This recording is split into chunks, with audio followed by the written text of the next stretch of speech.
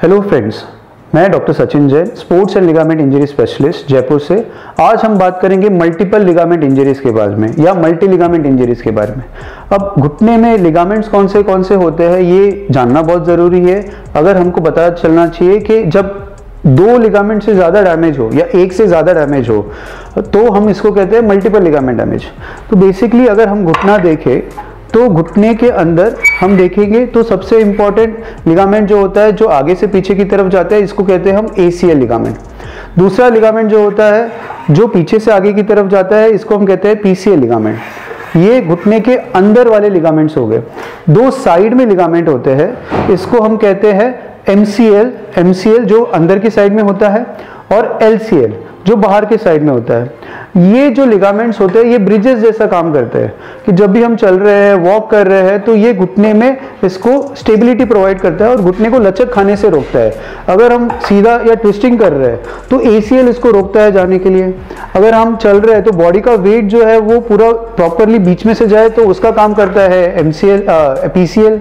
और वैसे ही साइड में जो भी लचक होनी है, साइड में जो लचक होनी है उसको प्रिवेंट करने के काम करते हैं LCL और MCL। अगर इनमें से चारों में से अगर दो लिगामेंट टूट जाए तो हम इसको कहते हैं मल्टीपल लिगामेंट इंजरीज, जो बहुत ही कॉमन है। सबसे कॉमन सिनेरियो है ACL का लिगामेंट डैमेज होना और MCL का डैमेज। उसके बाद में ACL LCL हो सकता है, ACL PCL हो सकता है। ACL PCL LCL MCL चारों लिगामेंट जब कंप्लीटली डैमेज हो जाते हैं तो घुटना पूरा ही खुल जाता है और नी डिसलोकेट हो जाता है ना। तो उस टाइम पे वैस्कुलर जो वेसल्स है उस पर भी स्ट्रेन आने का चांस होता है और वेसल्स में इंजरी होके पैर में खून की सप्लाई भी बंद होने का चांस हो सकता है। तो ये जो होती है ये सारी इमरजेंसी सर्जरीज होती है, इमरजेंसी होती है जिसमें इमीडिएटली उसको स्टेबलाइज करना जरूरी है और घुटना जो निकला है उसको वापस से लगाना बहुत जरूरी होता है। अब ऐसे केसेस में हम बहुत डीप में तो नहीं जाएंगे कि इसको कैसे ठीक करें, क्या करें, बहुत ज़्यादा हम नहीं डिटेल में जाएंगे। बट इंपॉर्टेंट क्या होता है कि हमारे पास जो ट्रीटमेंट का एक प्रोटोकॉल है या रोड मैप है वो हम कैसे डिसाइड करें।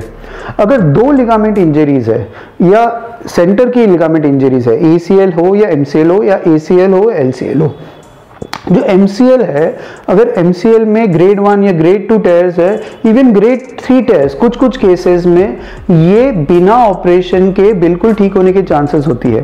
बट हमने ये जो घुटना है ये स्टेबलाइज करना ज़रूरी होता है। और ये जो जो MCL है आपका, जो MCL दो पॉइंट पे लगा हुआ है, इस पॉइंट पे, तो या तो ये यहाँ से फट सकता है या तो यहाँ से या तो यहाँ से। अगर ये तीनों जगह से फटा हुआ है, ऊपर की तरफ से ज़्यादा फटा हुआ है तो इसकी हीलिंग के चांसेस बहुत ज़्यादा है।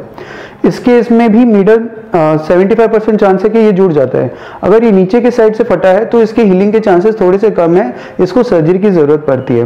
बट ऐसे केसेस में हम सबसे पहले कहते हैं कि नी ब्रेस लगाए, घुटने को मोड़े नहीं, और ये लिगामेंट जो जिस पोजीशन में है उसको उसी पोजीशन में हील होने का चांस है।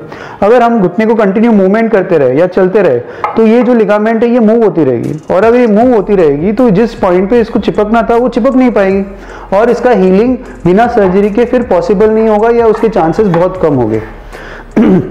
सो कोलैटरल्स जो होते हैं या LCL या MCL, ये साइड वाले लिगामेंट्स जो होते हैं इसको बिना ऑपरेशन की ठीक कराने का हम चांस करते हैं।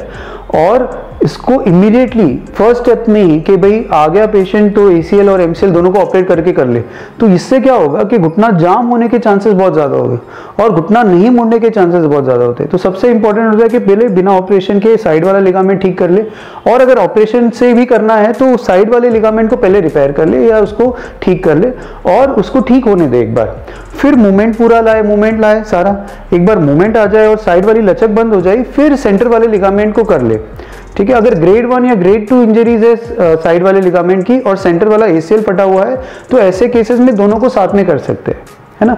ACL PCL और MCL ये तीन कॉम्बिनेशन के लिगामेंट्स टूटे हो जिसमें घुटना लचक खा रहा है और बाहर आ रहा है, ऐसे केसेस में सबसे इंपॉर्टेंट होता है कि घुटने को स्टेबलाइज करना।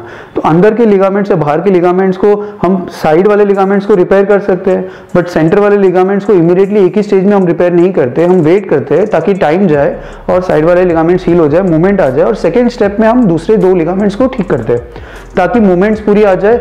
और जो रिकवरी है, इतनी सीवियर इंजरी में रिकवरी के रेट्स अराउंड अबाउट 90%, हम कहते हैं कि 90 to 95% रिजल्ट आने के चांसेस होते हैं। बट अगर हमने सही प्रोटोकॉल फॉलो किया और सही एक्सरसाइजेस करी और प्रॉपरली उसको सही किया। तो multiple ligament itself is a challenging surgery, challenging case, और उसके लिए जो टेक्निकल एक्सपर्टीज है वो जो स्पोर्ट्स मेडिसिन वाला डॉक्टर है वो भी बहुत ट्रेन होना चाहिए, जिसको ये सारी ट्रीटमेंट का करने की उसमें ऑलरेडी एक्सपीरियंस हो और वो उसको ठीक करने की क्षमता रखता हो। ऐसे केसेस को उन्हीं को हैंडल करना चाहिए जो इसमें अच्छे रिजल्ट दे चुके हैं और वो आगे भी दे सकते हैं। तो आई होप आपको मल्टीपल लिगामेंट इंजरीज के बारे में कुछ जानकारी मिली है, और हम आगे और दूसरे वीडियोस में बताते रहेंगे कि ईच लिगामेंट को हम कैसे रिपेयर करें, कैसे ठीक करें और उसको कैसे ठीक और रखें। तो प्लीज़ हमारे इस चैनल को लाइक करें, सब्सक्राइब करें, और हमें कोई भी MRI की रिपोर्ट्स हो जिसमें आपके शोल्डर या नी या एंकल की इंजरीज हो तो प्लीज़ हमें सेंड करें। Thank you so much.